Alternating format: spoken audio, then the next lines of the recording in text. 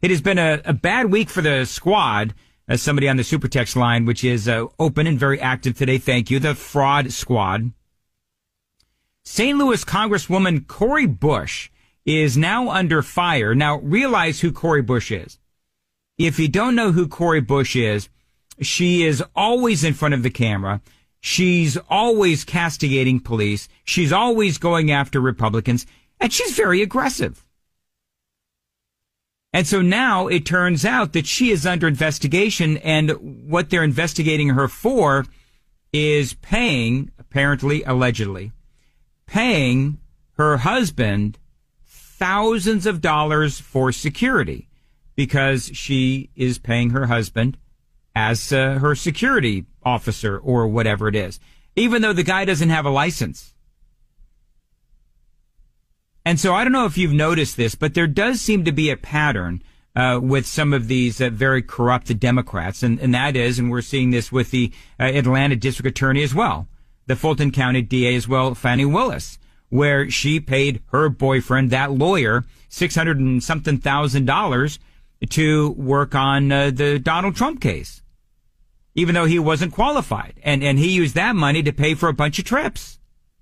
Well, now, in this instance, in this situation, the question is, with Cori Bush, she was utilizing, this is what they're saying, she was utilizing campaign funds to pay her husband to be her security guard. I mean, pretty good gig if you can get it, right?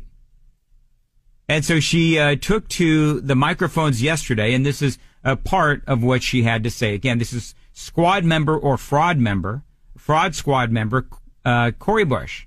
Right-wing organizations have lodged baseless complaints. Wait, the Justice Department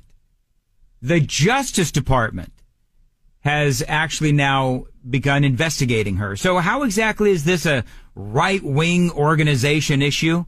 It's not. But what do you do when you have no defense, right? You start blaming everybody else for your problems. Right-wing organizations have lodged baseless complaints against me, peddling notions that I have misused campaign funds to pay for personal security services. That simply is not true. All right, well, you know what? Tell it to the DOJ. The Missouri lawmaker who married one of her bodyguards has spent more than $750,000 on security since she was elected in 2020. So in 4 years, she has spent $750,000 on security out of her campaign account. So if you're one of these folks that was stupid enough to donate money to Cori Bush's campaign, she's literally using that money to pocket her own family, to line the pockets of her own family, because she's giving that campaign money to her husband to be her security guard, even though the guy doesn't even have a license to be a private security guard in either Washington, D.C. or St. Louis. Now, he may be qualified, but he hasn't gone through all the proper certifications. Cori Bush claims that she uses the campaign funds to retain security services, including for her husband, who she said has extensive experience in the field. She says, I have not used any federal tax dollars for personal security services. Any reporting that I have used federal funds for personal security is simply false. Bush, who has backed calls to defund the police and advocated for reparations, of course, is now facing a federal probe into her staggering expenditure. And again, it's kind of funny because she's out there blaming right-wing groups, yet it's the FEC, the Ethics Committee, and literally Joe Biden's Justice Department who are investigating this. Not exactly right-wing organizations. She initially, by the way, earlier this month denied this was happening and actually scolded reporters for even asking the question. But then when the investigations came to light, she had to go out and face the reporters, and she was reading from a script as she was admitting that, yes, here she is now under investigation. So it does. It looks like she was paying her husband and paying another company at the same time. That's part of the concern here, is that, okay, so you are paying another company for private security. You're also paying your husband. So that doesn't make a whole heck of a lot of sense. And overall, we're talking about $750,000. Now, you have a Republican congressman out of Texas that called her out, and now people are saying it's racist. So she's literally paying her husband hundreds of thousands of dollars to be her private security guard, while also paying another company to do the same thing. And so now the question is she misusing campaign funds? Well, she can tell it to the FEC. This is more of what one of the members of the fraud squad had to say yesterday.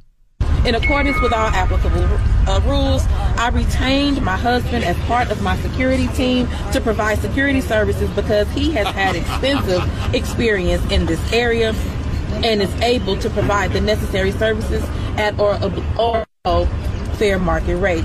So that's the question is, did she pay fair market rate? Because realize it's unethical, I would say, but it's not illegal to hire your non-certified for security training purposes husband as your security guard.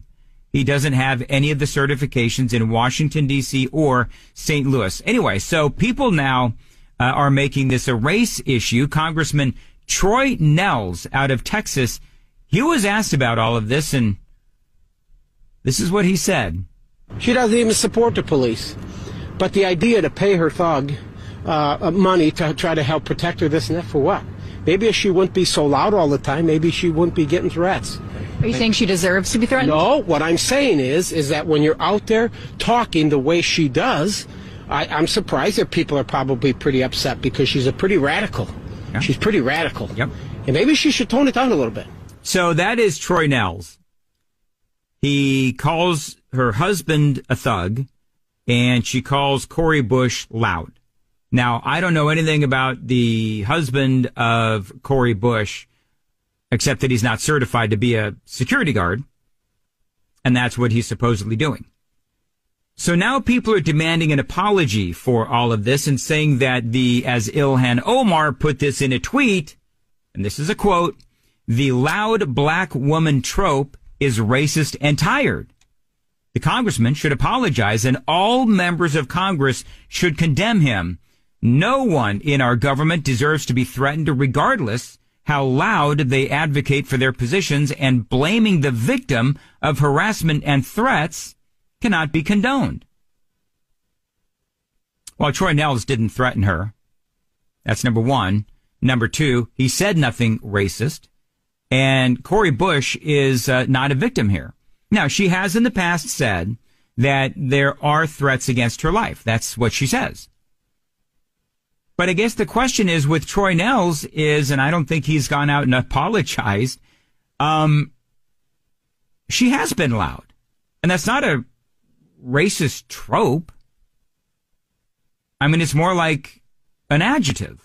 I'm going to make sure I have security because I know I have had attempts on my life. So if I end up spending $200,000, if I spend $10 more on it, you know what? I get to be here to do the work. So suck it up, and defunding the police has to happen. We need to defund the police and put that money into social safety nets. And if they want, they can come and meet me to my face. You put your body on the line the way that I put my body on the line. And until you can do that, I suggest you take several seats. So there you go. Can I just say, I don't think there's anything wrong with being loud. I mean, Troy Nehls, he has, my answer to Nehls would be that people have a right to freedom of speech. They have a right to be loud. I don't care if she's loud. And they have a right to, do whatever that they want to do as long as it's within the bounds of the law and constitutional. But what they don't have a right to do is misuse campaign funds. And, both Troy Nehls and Cori Bush do have a right to their opinion. And I don't think he has any reason to apologize. I don't think that he has to apologize. And, does she need to tone it down? She can do whatever she wants. If that's the way that she wants to behave, and if she wants to be that confrontational, then that's on her. But when you are that confrontational, there will be a reaction. There will be a reaction. and people are reacting and responding to Cori Bush. I don't want any harm to come to her at all. I don't want any harm to come to anyone. And I don't think that that's I'm air quoting here. I don't think that that's a racist trope. I don't think he was calling her a, quote, loud black woman. What he was saying was that, maybe she ought to try to work with the other side and not be so confrontational. But obviously she has other plans. And again, that is well within her right. But anyway, so now Cori Bush is being investigated, no, not by right-wing organizations, actually by Joe Biden's Department of Justice.